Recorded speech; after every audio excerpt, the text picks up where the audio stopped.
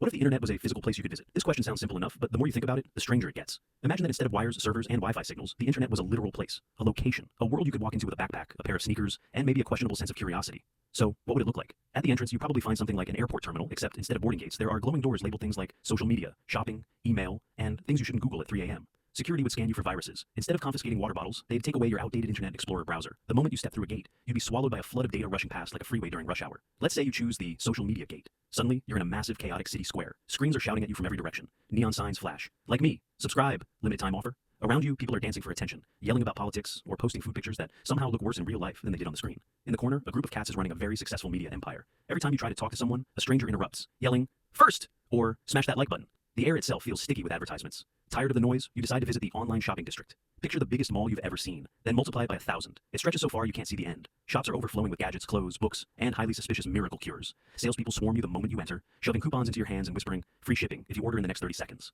Meanwhile, dark alleys branch off into sketchy corners called discount tech, or definitely not a scam marketplace. If you wander too far down those, you might not come back with your wallet. If you're brave enough to go into the email zone, you'll find yourself in something like an old-fashioned post office, except it's the size of a continent. There are mountains of unread letters, most of which say things like, "Congratulations, you've won a prize," or "This Nigerian prince needs your help." Workers rush around trying to deliver your actual important messages, but they're buried under avalanches of spam. Somewhere in there are emails you meant to answer 3 years ago. Good luck finding them. Of course, you can't talk about the physical internet without visiting the search engine library.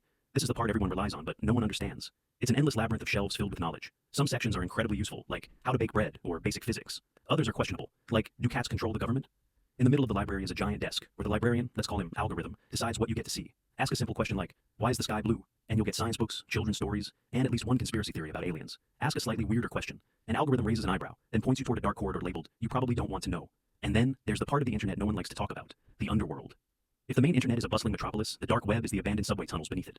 It's dimly lit, full of shadows, and the less you explore, the better. Here you can buy fake passports, illegal downloads, and enough counterfeit sneakers to shoe an army. Most visitors avoid this place, but it's always lurking just below the surface. Now, what would it actually mean for us if the internet were physical? For one, travel time would matter. Instead of typing a URL and getting instant results, you'd actually have to walk or ride to your destination. Forget waiting 2 seconds for a page to load. You need to take a bus to Wikipedia, and if you accidentally took the wrong turn, you might end up in a forum where people still argue about whether Pluto is a planet.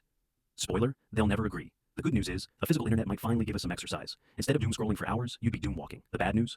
Imagine trying to carry home every meme you downloaded, or lugging back the entire season of your favorite show. Your arms would collapse before your Wi-Fi ever did. But the strangest part of all would be running into everyone else who's online at the same time. The internet currently feels like your private window into the world, but if it were physical, you'd constantly bump into billions of strangers. Every time you Googled something embarrassing, like how to boil water, you'd have to walk up to a real person and ask it out loud.